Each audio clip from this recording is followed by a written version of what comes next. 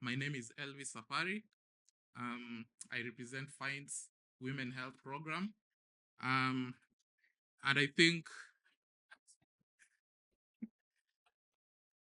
I'm going to echo a few words that Dr. Ebere Okereke mentioned in the previous session, that sort of a powerful message that reminds us of the urgent diagnostic gaps in women's health, and more critical, the need to involve women's voices as a central as central in shaping solutions that truly serve their needs. So we are privileged to have diverse speakers and panelists in our session. I will now invite Carol Maimbolwa.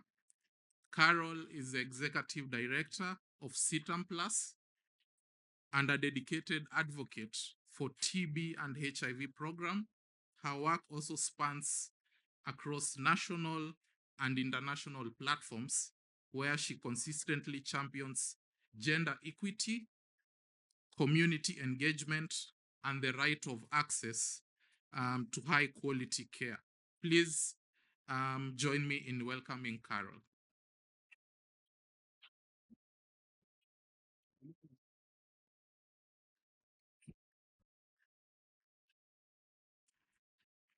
Thank you. I'm glad to be here this morning. Thank you for inviting me.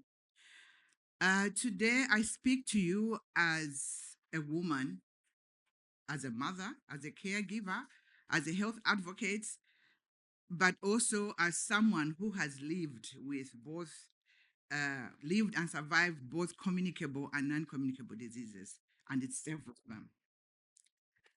So my journey is not unique. In fact, it is painfully common. It is a story of so many women across the world, women whose bodies were not believed, whose pain was not validated, those symptoms whose symptoms were overlooked. For me, what is painful is those lives that were cut short because they were not diagnosed in time. My own story started with symptoms that were brushed aside. So that was in 2001. A young widow with two small children to look after. I started feeling weak. I went to the health facility. I was told maybe it's fatigue, maybe it was stress because I just lost my husband, and I wasn't really listened to. I went back again. They told me that maybe it was acute bronchitis because of the fumes and the dust because of the work that I do at home. So I had to undergo over 4 X-rays in a short period of time because they could not diagnose what I had. Then they told me to go back and rest and wait. I went back home and waited. By the time I went back to the health facility, I was severely ill, and they confirmed that I was HIV positive and I had tuberculosis at the same time. That was, like I said, in 2001. And that time, there were no strong diagnostics that could determine that what I had was extrapulmonary TB, which is a form of TB that's usually found in people living with HIV. So I found out I had TB before even that I found out that I had HIV. And then, as fate would have it, unfortunately, later in life, I became diabetic. So when I was listening to what was being talked about this morning about diabetes, I've gone through a lot of that. So I've experienced a lot of that. And I think they talked about, the lady in the corner talked about lack of, the comparison with yeah, but then also the cost. For me in Zambia, yeah, they are really, really expensive. So anyway, I survived barely.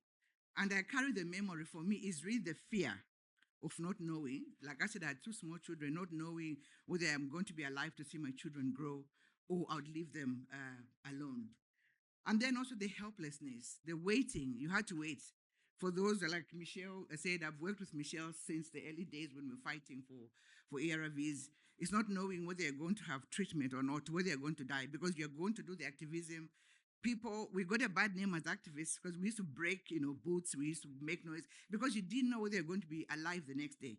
You go to do some activism with your friends, and by the next day, 5 of you have died. Every day, people kept dying in those groups. So there was that fear, there was that anger. So I carry the determination to make sure that no other woman has to walk the same path. So this year's World Health Assembly theme, Healthy Beginnings and Hopeful Futures, resonates deeply with me because health beginning must start with being seen, being tested, and being treated. Sometimes we have problems back home where, especially for cervical cancer, people are tested but not treated. I think it's more painful. Maybe you might as well not know. And that the journey begins with the right diagnosis at the right time and in the right place. Far too often, we frame women's health in narrow terms, focus only on sexual and reproductive health. But health is so, so much more. Women live with and die from a wide range of diseases, non communicable diseases, infectious diseases, like I said, for me, TB and HIV, cancers like cervical cancer, breast cancer, and also mental health issues. And yet, the diagnostic systems are not built with us in mind. From design to deployment, we are usually excluded. Tests are not evaluated on women's bodies. Devices are not tailored for our needs. And healthcare workers usually are not trained to look for diseases in women's symptoms. I had a situation one time at a hospital where an elderly lady was not well. So what they suspected was cervical cancer. They sent a young male nurse to screen her. She refused. There is no way I can have my grandson look at me down there. So there's the issue of the testing itself, the invasive testing, but also the person doing the test. We have to be sensitive around that as well.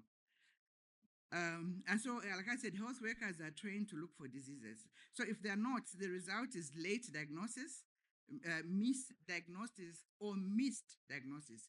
In Africa, as somebody mentioned earlier, women have to walk long distances to reach the testing centers. We have to ask for permission from our husbands in certain cases. You cannot just get up and you go and the husband finds you're not at home. If you're not lucky, you'll be divorced by the time you come back from the health facility. So women have to seek for permission, and then you have to look for someone to look after your children. You can't just leave your children at home because where you're going is far. So you have to find someone to look after your children.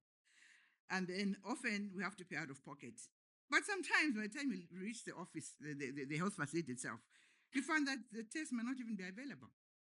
Or you go on a day when that day the health facility or that that particular clinic is not working. So you have to find someone to sleep. And also at the primary health level, where most women interact with the system, diagnostic services are severely limited. And in most cases, the infrastructure is lacking or the supplies are inadequate. The staffing is stretched, we know that. And the policies often don't prioritize comprehensive diagnostic access. This is not just about health, it's about gender equity. So when a woman dies due to late diagnosis, it impacts her children, her family, and her community. It means girls have to drop out of school. In our African setting, there's task shifting. That girl becomes a mother. The young girl, maybe 14, 12, sometimes even 8. I know a family where an 8-year-old became a caregiver. So girls have to drop out of school to take care of their siblings. This means families fall into poverty. It means generations are affected. We must act with urgency. We need to design diagnostics that are inclusive and responsive to women's lives. Diagnostics that can be used at the community level. And like I said before, tests that are non-invasive and that are affordable and adapted to all stages of life, from adolescence to pregnancy to menopause and beyond.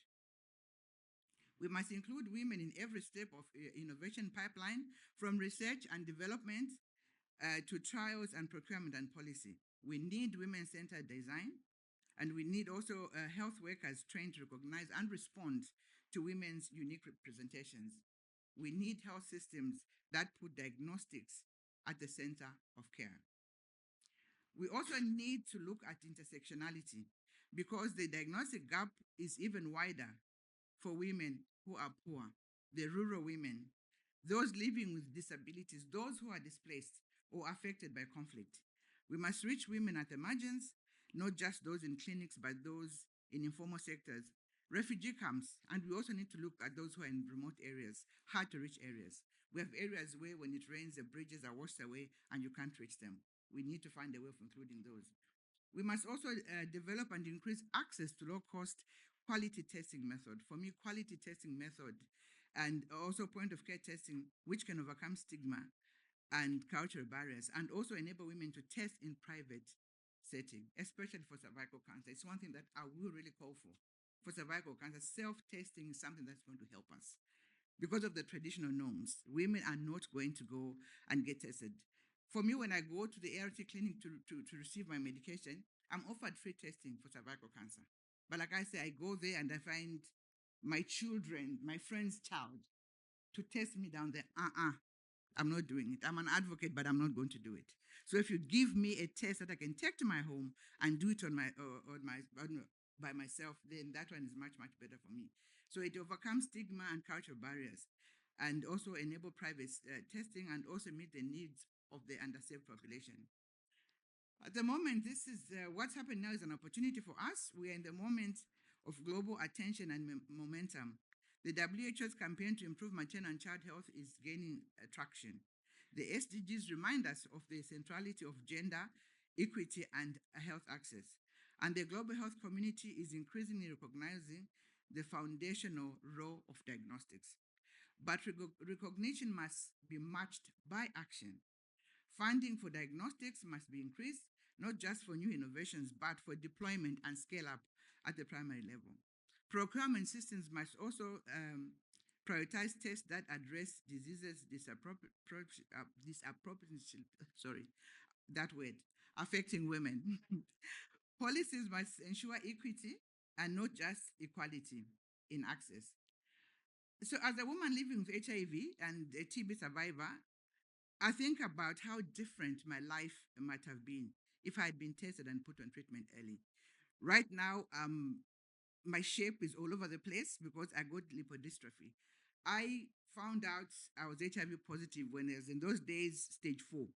I was right at the end. My body was a playground for all diseases. Mention it, Kaposi's sarcoma. I'm a Kaposi's sarcoma cancer survivor. The cancer is in remission. I had hepatitis. Mention it. So when you reach that stage, usually then you have problems. Even the way the medicine will work on you when you're in stage 4 is not how it would work on somebody who's just gone in the beginning. So your body changes, a lot of things happens to you. So I often think about how different my life might have been had I been tested and put on treatment earlier. Had the right tools been available in my community, I think of all my friends that I've lost, women who were vibrant, who were full of life and full of promise, but who died without ever knowing what was making them sick. Their lives mattered, and the lives of millions of women still waiting for answers still matter. So for me, sir, I speak for those women who were not lucky like me. I'm lucky because, like I said, my daughter, when I found out my HIV status, my daughter was 9 years old. She's 32 years old now, and she's given me a beautiful grandchild. She's given me more purpose to life. Looking at my grandchild makes me want always to stand up at this podium and see how I can help other people. So to all of us who are here today, advocates, funders, policymakers, innovators, we have, or you have the power to close the gap. You have the influence to center women in diagnostic agendas, and you have the responsibility to act with urgency, with empathy, and with equity. As I end, let us commit today that no woman will be left behind, that no diagnosis will be delayed, that no symptoms will be ignored. Every woman everywhere will have access to diagnosis that she needs to live a full and healthy life. Going back to the theme, healthy beginnings starts with being seen. Hopeful futures start with being tested. And a better world starts with equitable access to diagnosis for all. Let's be the change we want to see in the world. I thank you.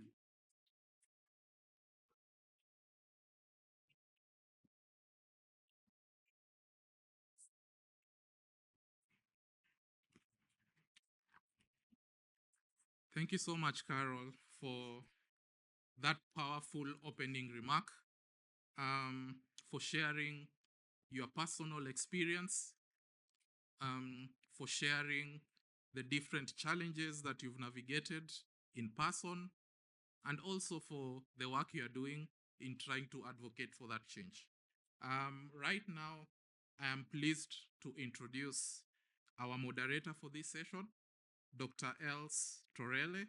She's a renowned global health and medical innovation researcher, advisor, and advocate with decades of experience challenging the status quo in health and in health R&D equity, and access, especially for women. We are honored to have her guide today's discussion. Join me in welcoming Else.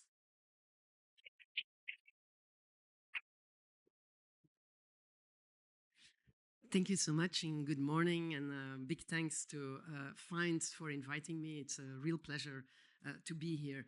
We're going to have a panel discussion, and so if I can invite the panelists to come and join me here in the front. I think there is a slide with everyone. So we have, of course, we have Anouk from the McKinsey Institute. We have Lindy from Afro, we have Dio, who was already introduced, and Caroline from the Geneva Hospital. Uh, and thank you for a quick applause to, you just sit wherever you want. So I think that the previous speaker and actually also Dr. Ebere already made the case of why we are actually having this conversation today, that in addition to the general gaps that exist in antibiotics, in diagnostics, sorry, that, that there is a very specific angle around diagnostics and diagnosis for women. Now, maybe before we go to the panel, a few things I would like to iterate, building actually also on the session we had before. The first is that we need to really go back to the right to health, because this is why we're here, because there is a fundamental right to health, and that includes the availability, the accessibility, and especially the appropriateness of health technologies, including diagnostics. But diagnostics are not just standing alone. They're just one element in a comprehensive diagnosis, prevention, case management algorithm. And it's very critical that we clarify for each diagnostic that we want to develop what exactly it is for, the use case, for whom, for what, how, and also what's next. I think several have already mentioned that diagnosing without ensuring the proper care or therapy that might follow is highly questionable. And then the unique gaps for women that we will talk about, they can be related to a very different mix of issues. I think, Carol, you made a very eloquent point about the access issues for women that also have relation with cultural habits and with money, with family, with ethnicity, all these kind of things. But then there are, of course, also specific conditions that only affect women and in general, unfortunately, have been under-researched. And then you have conditions or diseases that affect women and men very differently. And then you have, of course, the fact that women's bodies are very different than male bodies, and many of the research that is done on treatments and other health technologies is done much more on male bodies. And so therefore, we do need a very tailored approach to the design, research, development from the beginning of tools that will be used for human women's bodies. And so defining the relevant target product profile, defining the different use cases that, because it might not be all the same across the panel of a disease presentation. Also, it's not only about disease, it's also about health. I think we often think about diagnosing diseases, but it's actually also about monitoring our overall health condition.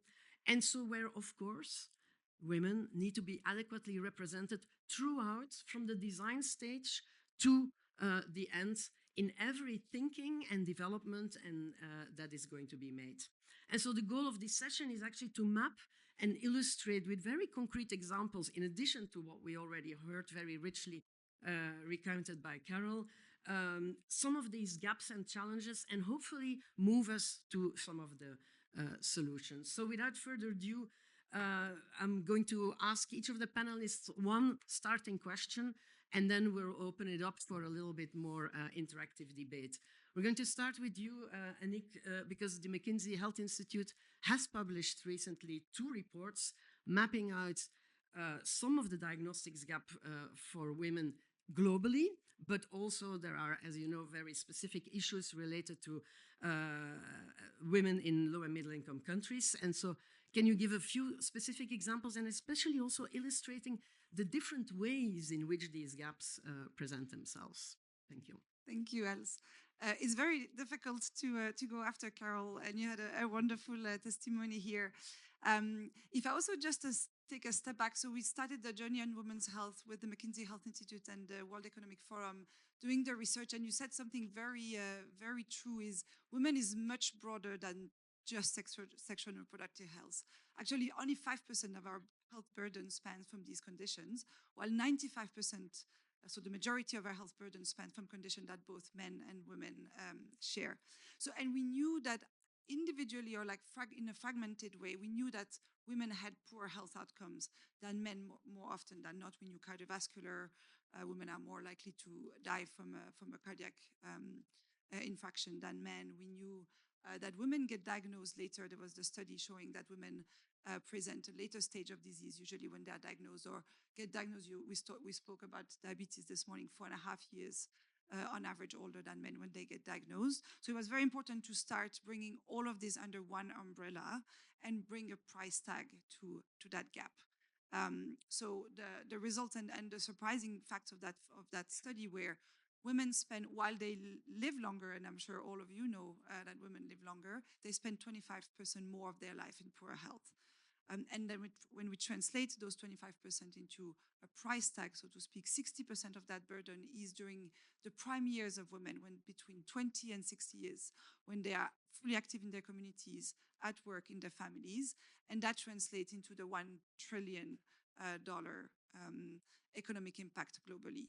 And a third of that gap spans from what we call the care delivery gap, which is everything, Carol, you spoke about, is women face delayed diagnostic, women face dismissal when they talk about their symptoms, and so that's one third of the gap. Many examples spans from that gap. It's in some area of the world is simply a lack of access. We have some tools that help diagnose, but they are just not available in the clinic where you go. In other parts of the world, those gaps will be, we have tools, but we actually don't offer them to women. In 70% of the cases, women face barriers when they get diagnosed. We actually don't use the diagnostic tools to advance the diagnostics. There is an affordability issue as well. We know women, I'll take the endometriosis example, not only takes about 10 to 15 years to diagnose, but more often than not, women have to pay a very high share out of pocket. They will go through an entire journey of diagnostic surgery. And in the US, it will cost roughly $40,000, and 15,000 of that 40 will be out of pocket for women. So as you said, a lot of different flavors of the gap, but very often the same answer, a discrepancy in the way we treat and offer opportunities to women. Thank you, Anouk. I'm going to follow with you, Lindy. We've heard actually already quite a lot of, let's say, maybe Africa specific. And in Africa, we know Africa is not a country, it's 55 countries and with very diverse population. But from your perspective, based on your experience, including at WHO Afro, what would you consider the most pertinent gender-specific elements that we encounter, that we see in the diagnostics and the research and development? And maybe also, have you seen, we have been talking about that for the past couple of years a bit more, have you seen progress? Have you seen ways in which this is being more addressed today that can give us some hope? Yeah, thanks so much, Anouk, and thanks for the invitation here. Yes, this has been a very interesting discussion, and thank you so much, Carol, because you have really covered a lot of what I had in mind. But coming specifically to your response, I mean, what has been, and I'm just concluding my tenure at WHO, and what we have really tried to focus on at WHO is to really bring awareness to countries, member states, on the importance of diagnostics and ensuring that we can improve overall health. Now, I think some of the issues that we're concerned about are structural inequalities. And within those structural inequalities are many of the issues that were raised by Carol yourself. We're talking about especially health systems, because obviously from the WHO perspective, this is an area where we can influence policy, we can influence practice, we can support countries in terms of developing guidelines, in terms of prioritization. Structural inequalities are, really very, really affect the outcome of women's health. And this is, I mean, we're talking here about many of the things, whether we're talking about financing for women, we're talking about inequalities within the health system, access to care for women, we're talking about inadequate service provision and not very good quality, difficult to reach, all the issues that we've raised. And so these structural inequalities we find have an impact on outcomes for women. Now, for instance, if you look at laboratory services and very, very sparsely sparsely scattered within in many, especially in your low income countries, middle income as well, rural areas, poor services for laboratory services, imaging services, and diagnostic services generally. And so we're really seeing the work in the context of these challenges. And what we have been doing within WHO, and I think what needs to be done is really to focus on the entire value chain. We need really focusing, as we were saying, on women outreach to women to understand and be aware, so that the facilities are not just care, buildings where women come and, if their workers are there, then they attend, but that there really is an awareness building opportunity there, that we have build facilities and so on. But, we have seen over the last, I think, 10, 15 years, some improvement, because obviously we've all just been saying how women are so poorly impacted by the, service provision. And without repeating all, I mean, I think Carol cannot say it any better, but over the last 10, 15 years, we have really seen some movement and some improvement, in the sense that point of care diagnostics particularly have really had a great impact. What is necessary to be done is really strengthening collaboration of between organizations and between institutions. Because I think the point that was made, and which needs to be made, is that within this structural inequalities, the whole issue, again, of women not being involved right from the beginning in defining the problem, in defining the needs, in defining where and how care is given, and even the treatment options that are there. And so, moving forward, this is something which is very critical. We have seen some improvement over the last 10, 15 years. We've seen some collaboration, and a number of organizations have been involved. For instance, I think Find working, with UNITAID. We've seen UNICEF involved, WHO involved.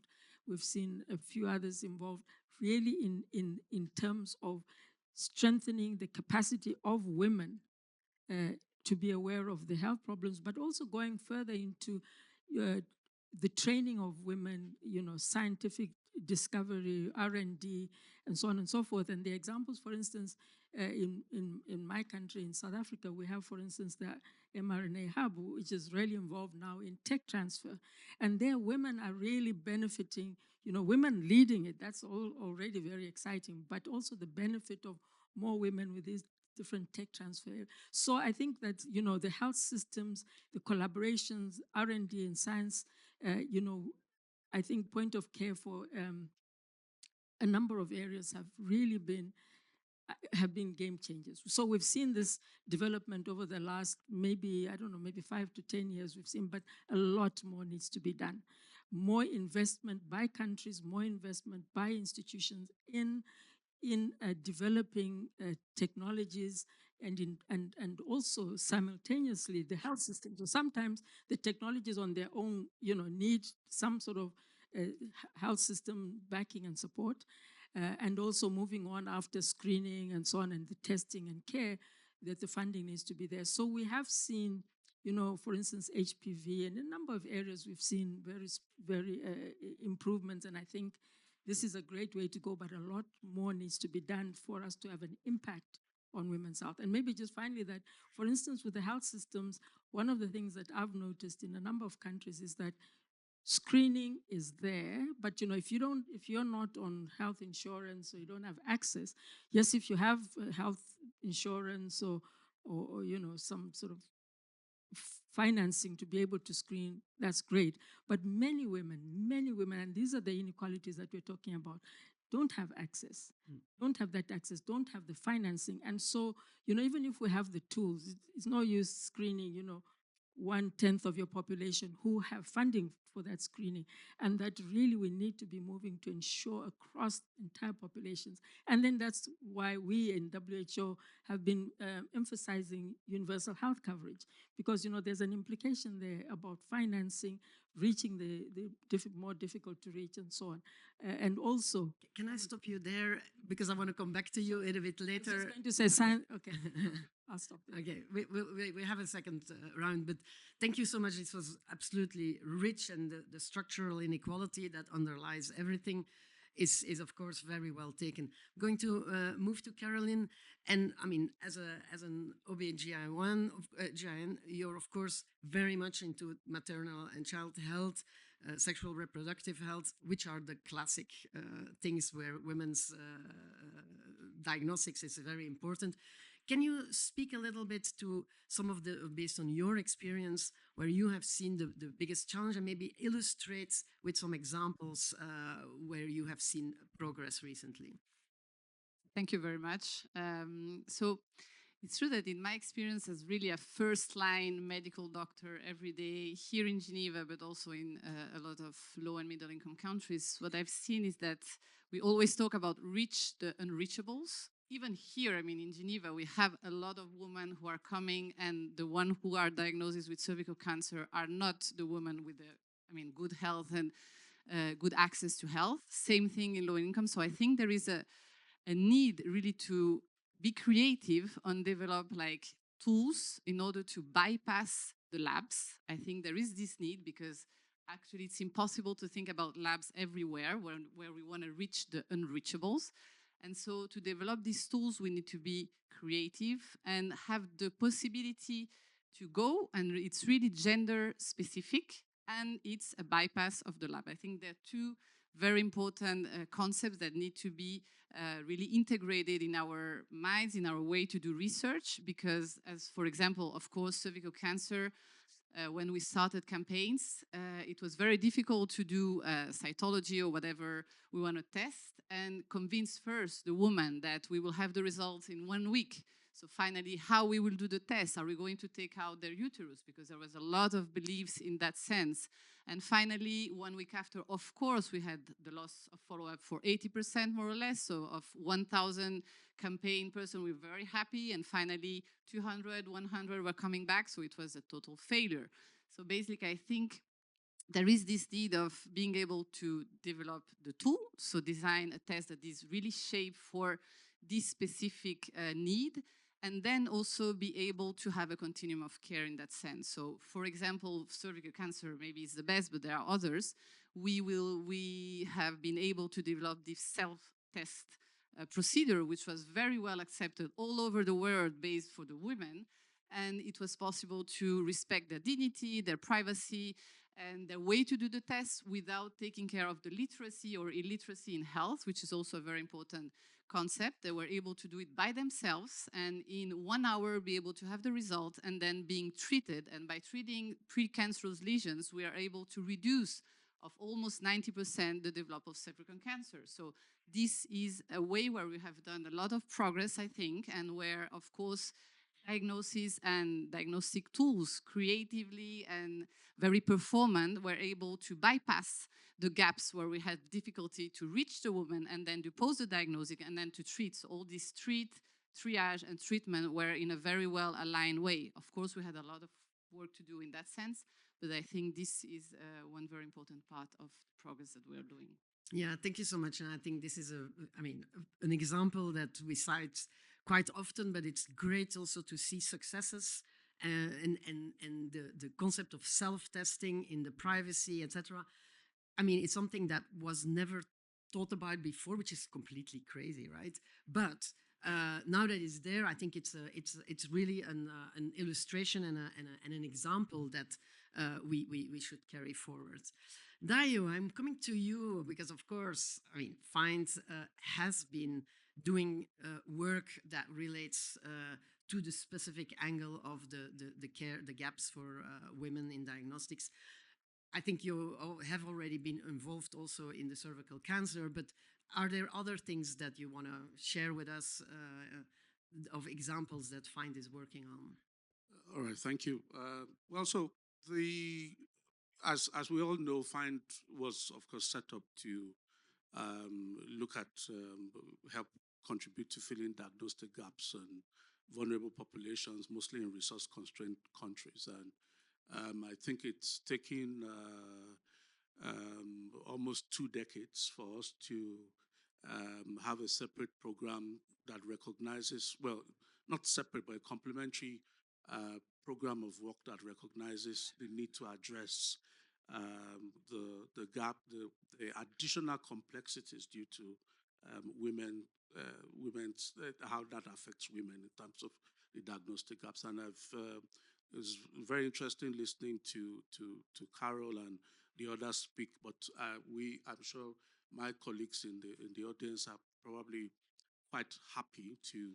We have received some feedback from everything that has been said that the course of action we are on is the right one. So we have a women's health program. It's nascent, probably the most underfunded at the moment, but we have done some excellent work. Again, for example, recognizing the need to preserve women's dignity and agency. We've looked into the self sampling issue for cervical cancer screening. The responding audience, of course, had very high acceptability.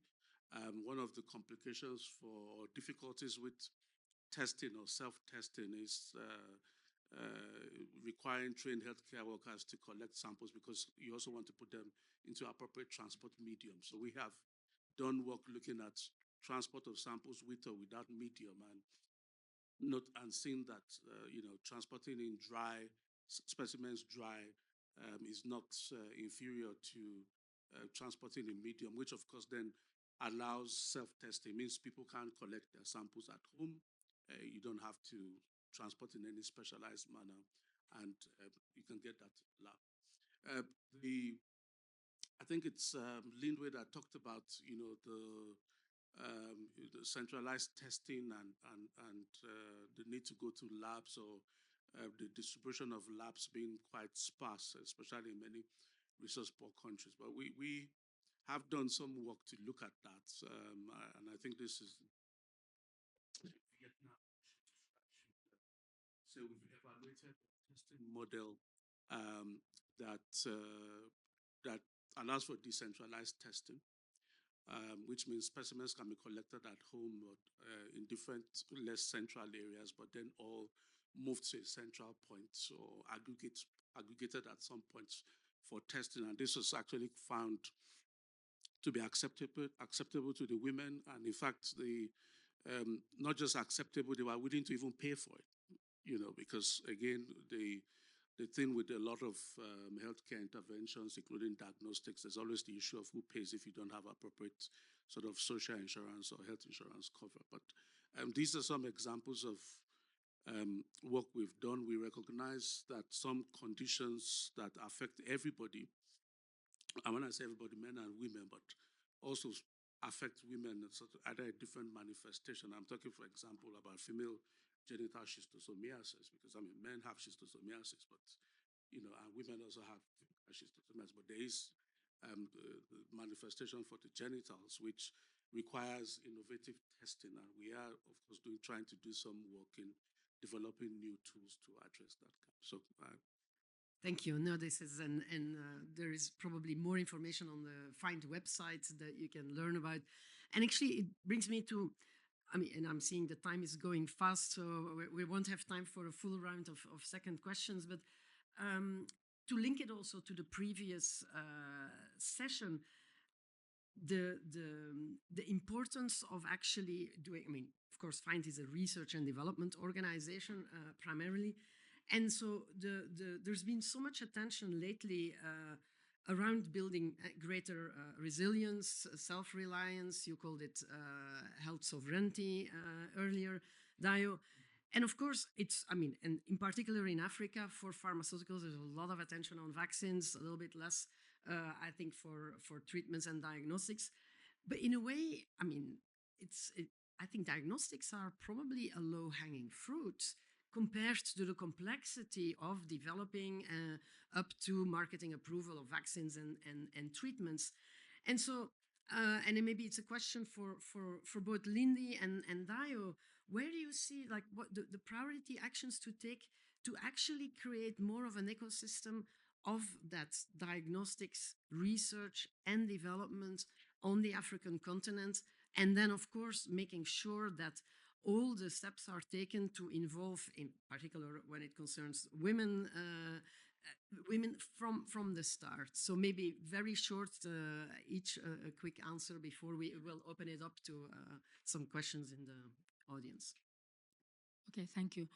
Yes, I think that there are a number of approaches that, for instance, looking at hubs, looking at existing infrastructure, looking at existing groups in the African region. We, apart from the research academic groups, you can be looking at working with Africa CDC, of course, WHO. Well, financing is tough these days, but obviously giving the type of support that is possible.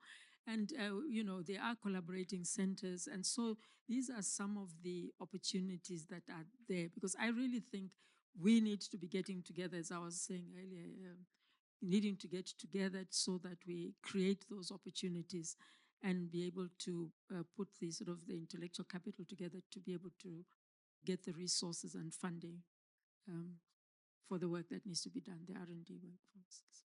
Thanks so much, Dio.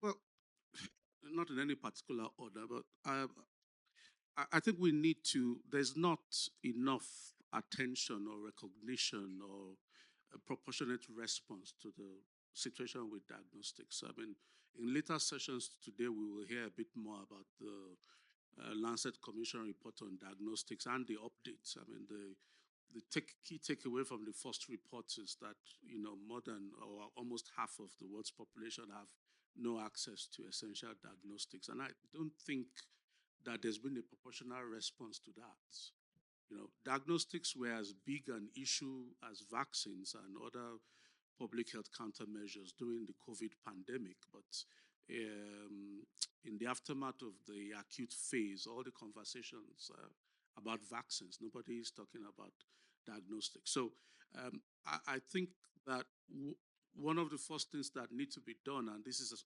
FIND strategies are aligned to this, is that we need to ensure that more attention is given to the role of diagnostics in the provision of services to solve everyday problems.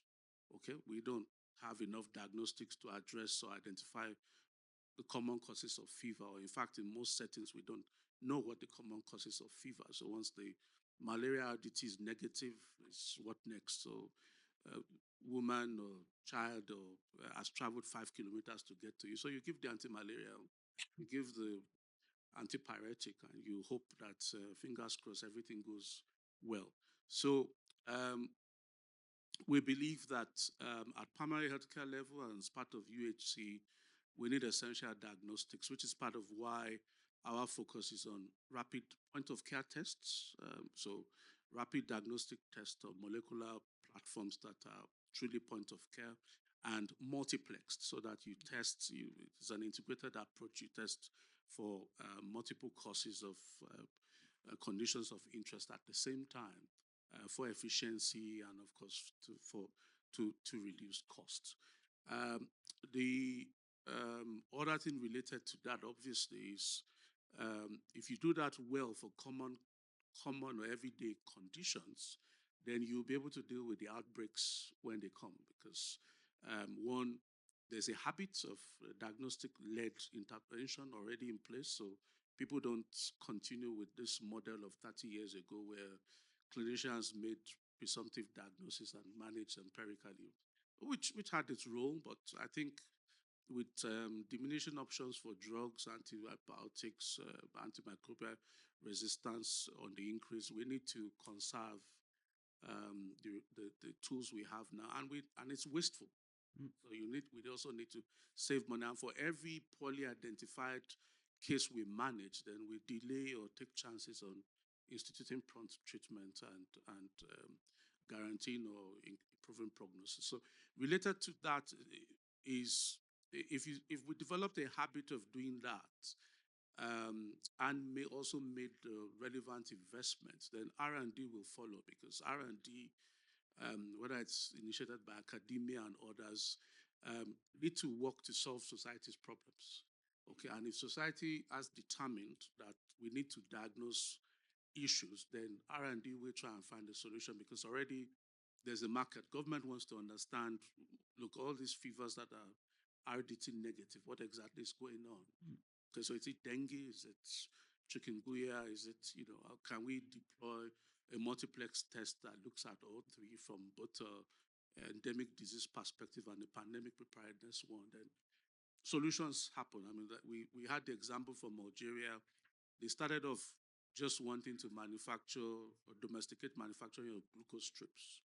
Okay, but then eventually R&D is developed to add Bluetooth technology, to develop, the apps to give you an ease of record and to be able to give you patterns of blood glucose levels over time.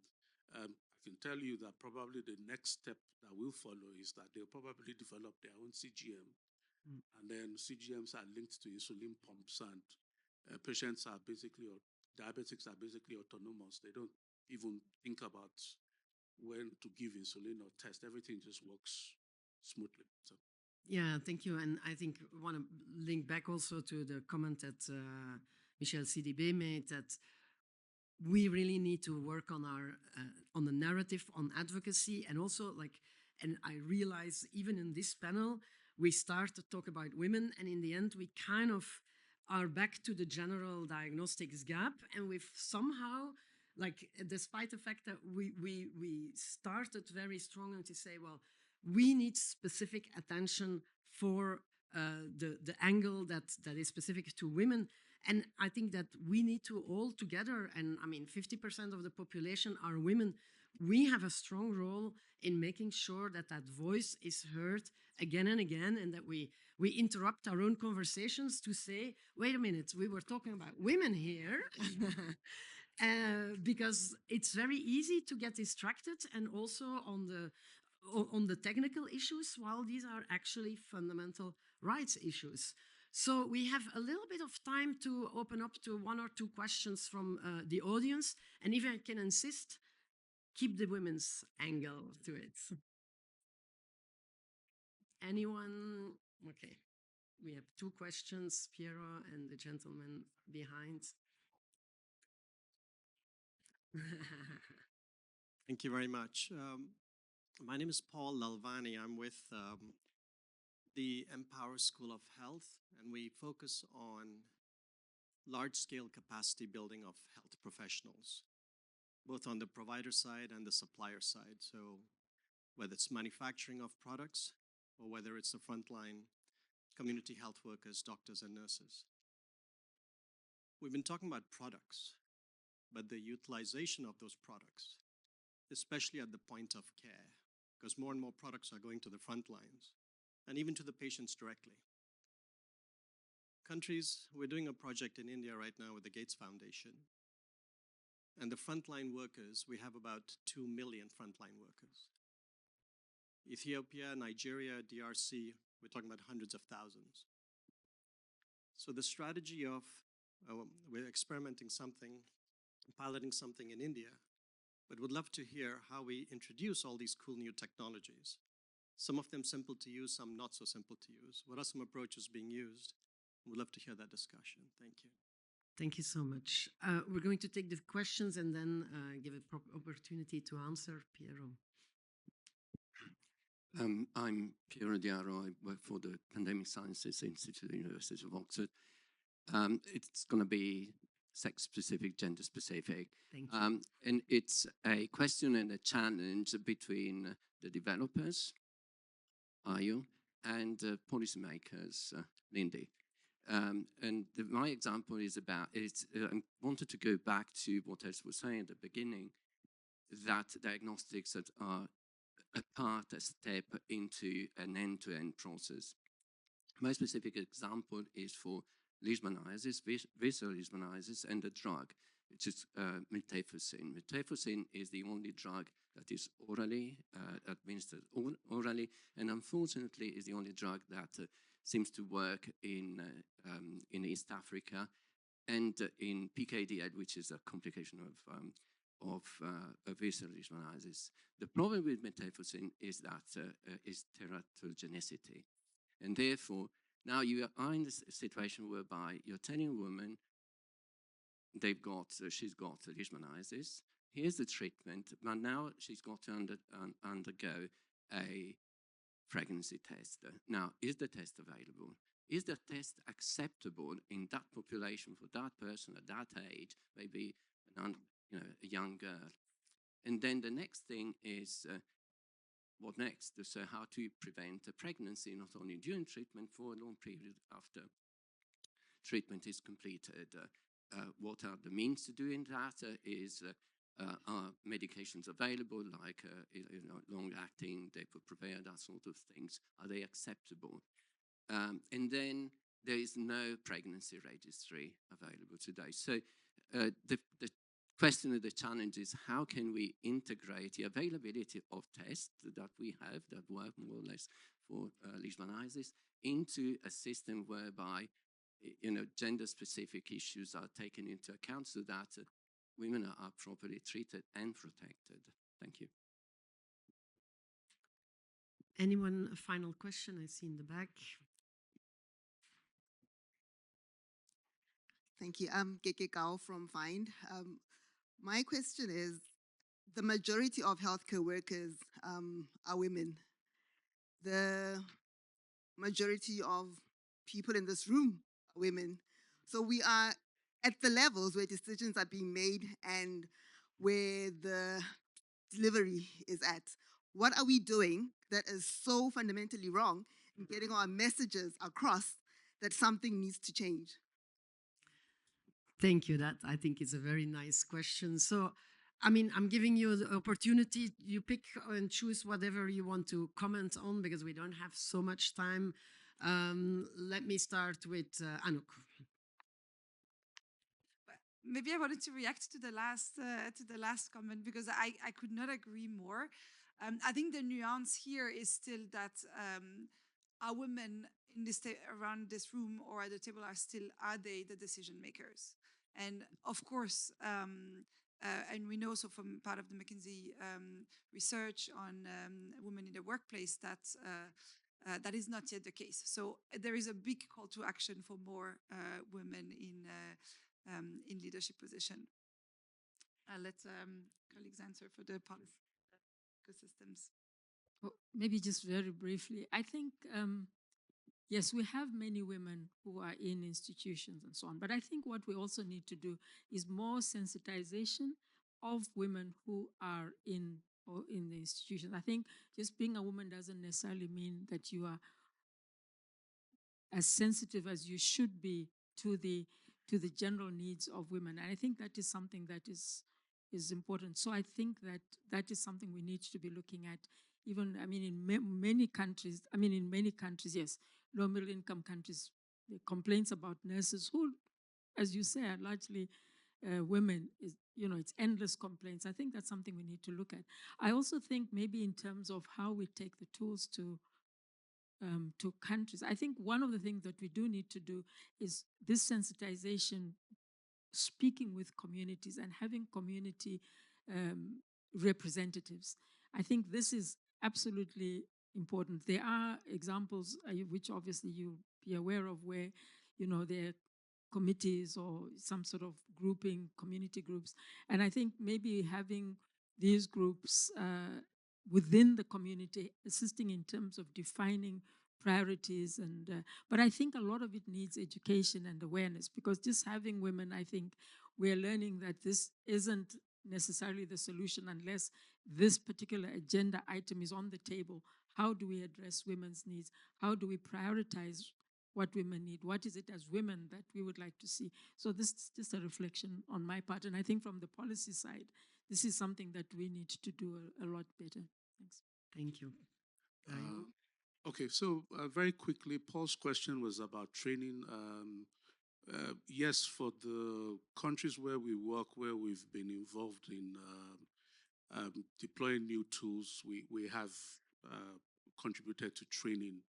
And then I guess as part of the COVID pandemic and lockdowns and all of that, I guess everybody recognized the need to digitize learning. And so we have an extensive digital library of training resources that can be accessed or by healthcare workers, or who can, they, they can be referred to that. But as one who's also come from the ground, the challenge, so you've got a challenge, you can't train as many people as you would like to in face-to-face sessions. One option to scale up is to make them sort of available to be accessed on your mobile devices. But in countries, I don't know, if you look at the data costs in many countries, nobody's going to spend their money, their data trying to access a resource that requires web connection. So there are realities of the various locations countries are in terms of the travel towards full digitization that needs to be taken into account. But I think just like Paul and Empower and everybody else involved in that sector, we just have to keep going. A hybrid model, you teach face-to-face, you also provide online resources, as the case may be. To Pierre's question, very difficult, and I'm a bit ashamed to not actually even know what the situation is with our VL programs in East Africa in terms of the connection between pregnancy testing and linkage to contraceptive services for the women affected by VL. But that's certainly something that we need to think about again. I think there's been a response to Keke's question. Well, I think it is very correct to say, and I mean, you need to go to the plenary or the committee rooms at the WHA. There are not enough women, not even close women in the levels at sort of, in the places where decisions are being made. And when they're present, there are other constraints. So as you know, well, men also suffer from imposter syndrome, but I think it's for women, and you don't often, when you are the lone voice in the middle of men, you don't want to be basically labeled as an activist, because that's what we will say you are. So you're always talking about gender. Let's drink the coffee and go on. We've had a good meeting. So I think, so bottom line is that we need to take into account the difficulty, and of course we need more men allies. I would assume, but in general, everybody needs a bit more sensitization to have better awareness of what the issues are, because as was rightfully said, the fact that you're a woman or you're a man who has a wife and or a daughter doesn't mean you understand that. Our lived experiences vary. Yes, women are disadvantaged even in resource-rich countries, but they're extremely privileged compared to women in my village. So what your awareness of the situation with women in my village is completely different. Absolutely. Perhaps not applicable as well. So. Caroline, you want to answer a little bit Piero's comments, which I think is very, very sensitive and very accurate on the question. And maybe just cite an example of what we have in Madagascar, where we have HIV rising from 0.2 to 6 to 10% of pregnant women with HIV positive, and we are trying to do a point of care with not only HIV, but it's HIV, syphilis, which is growing as well, hepatitis B, trichomonas, chlamydia, gonorrhea, and it's quite complicated either to bring the point of care into the communities, but also to have education from the provider side and the patient side in order to be able to continue the treatment or have access to the treatment and then protect the woman, protect the baby, the newborn who eventually is going to be born alive or not. And I think this chain of protection and prevention and again, access to contraception eventually if they know that they're HIV is very complicated at the moment. I would not find any suggestion unless the fact that ethically we need to be aware of what we are proposing as a tool and be able to give the treatment, because we cannot provide only the tool and not be able to treat or just say, okay, you're HIV or chlamydia, but we're going to see how it happens when the baby will be born. That's not possible. So the work is on all the chain, I think, from the beginning to the end. Thank you. Thank you so much. And if I can add to that, I think because we are here in a research organization, one thing that hasn't come up, but I think many are aware of that we need to sensitize all the researchers and the research methodologies to look at sex disaggregated data from the beginning to the end. We need to epidemiology that looks at the specific manifestations for women, the preclinical research. We need to do the animal research in mice or whatever animals, male, potentially also throughout menstrual cycle, and all of that. And of course, the clinical trials. And that, I think, also many researchers need to be sensitized and obliged at some point. I mean, some regulations have started to change, but not nearly enough. We don't have that habit. I think that that's also a very important one. We have a short video that Elvis is going to introduce by Find before I will come back with some concluding remarks. And so stay there for now.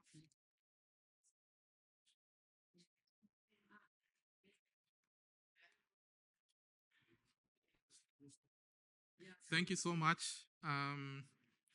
As else, thank you.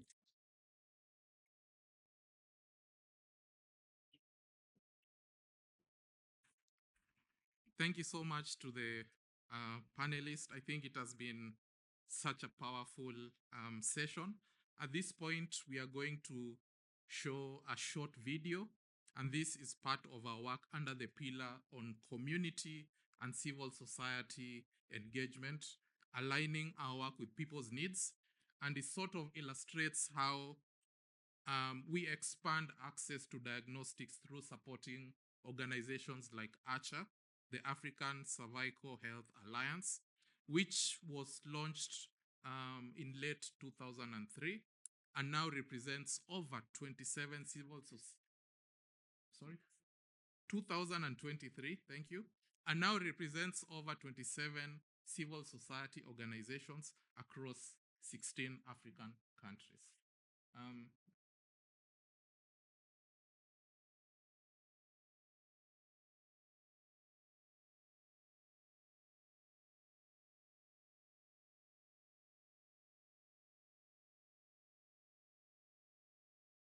To our healthcare providers, there is need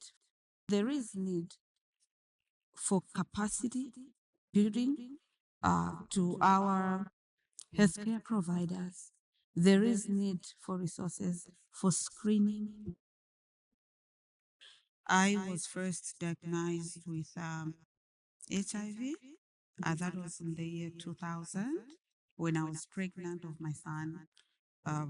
That's when I was diagnosed with HIV. I was facing so many challenges, in terms of my health. So doctors felt that I may need to go for HIV testing. There were no policies then, so they never consulted me. They never told me. They just did it behind behind when they came in to tell me that I was HIV positive. I was shocked because then HIV was something that we could not talk about. And then they just blurted out in telling me I was pregnant, and the doctor just came in to say, Deidre, you are HIV positive. And then during that time, we are talking of 1999, um, there was no policy like test and treat, like you test and treat as it is of now. So I waited for I waited until my CD4 count was so low and my viral load was so high. That's when they started the ART on me without counseling. I never disclosed to anybody, not even my husband, not even my mom, not even my parents. I struggled on my own until my son was born. So several years later, when my son was 8 years, in 2008, that's when I tested positive with cervical cancer after I struggle as well. My perspective right now is that you can survive. You can survive after testing positive to HIV, and also uh, after testing positive to cervical cancer. The most important issues, to my perspective as a cervical cancer survivor, is the need for screening, early screening. If there would be political will to put in resources to address or to come up with interventions to address issues to do with cervical cancer. You cannot treat cervical cancer without resources. You cannot talk of screening without resources. You cannot talk of vaccines without resources. What I would like to see in the next 6 years, 4 years later, 10 years, is elimination of cervical cancer. It's possible to eliminate cervical cancer.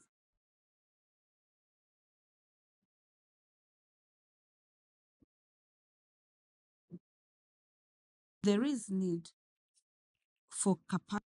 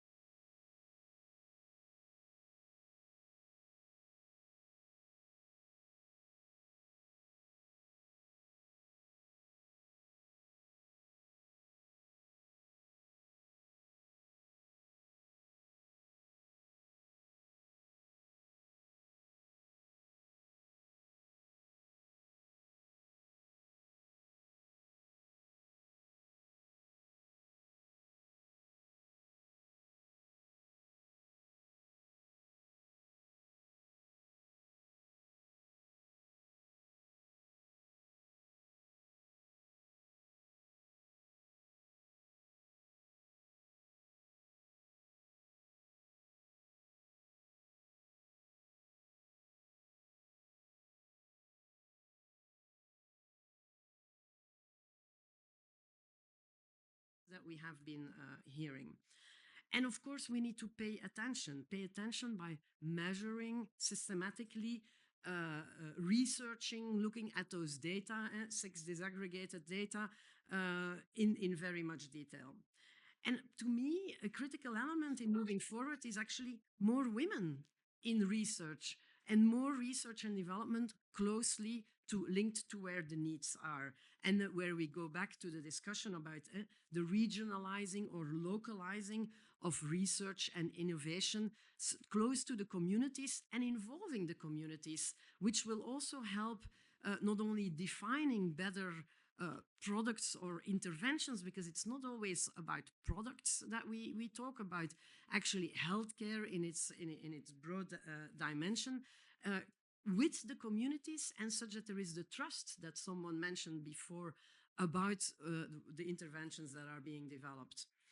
And so several speakers earlier also mentioned that we need to build markets such that there is money for those diagnostics. And here I would like to say a little bit more about, it's not about building markets. We need to build an ecosystem where diagnostics, their development, availability, and use are part of a conducive health economic ecosystem that is not about building markets or profits, but where, and I want to quote here also at the WHO Council on the Economics of Health for All, where the rules of our economic ecosystem are actually geared towards delivering health for all, and including access to technologies. And so we need to be very creative in rethinking now that we move towards this regionalization and localization, that it's not just these new companies that will compete in the global market, because they won't, they will fail. But, and we heard the example of Algeria this morning, if there is a social health insurance that actually is part of an ecosystem that governments construct, where you actually incentivize developers, public or private, to actually guarantee that they actually serve the public health system. And some of us were yesterday at the anniversary of Fiocruz in Brazil, who also has a very strong health industrial policy around pharmaceuticals, but where the local development and manufacturing serves directly the public health system. And those are very interesting ways to think about the economic model that we need to put in place to make diagnostics and other health technologies a right for everybody, and not just a luxury that is only available for those who can afford that. And so finally, final thing I would like to say very personally, I know that some people are trying to make the case that investing in women's health or in health in general is good for GDP. I personally am not a big fan of that argument, because if you think about GDP, then we should start by counting all the free care and reproductive work that women are done that are not being counted today. But so, as we don't do that, I think making the argument that investing in diagnostics will contribute to GDP is maybe not the way to go. Moreover, in our continued GDP growth-driven economy, we know that we are going straight into an ecological and an inequality disaster. So why don't we actually change that narrative and say we don't need a GDP justification to invest in people's health, in women's health. It's actually a matter of rights, of equity, and of justice. And these should be the core drivers of humanity, not GDP.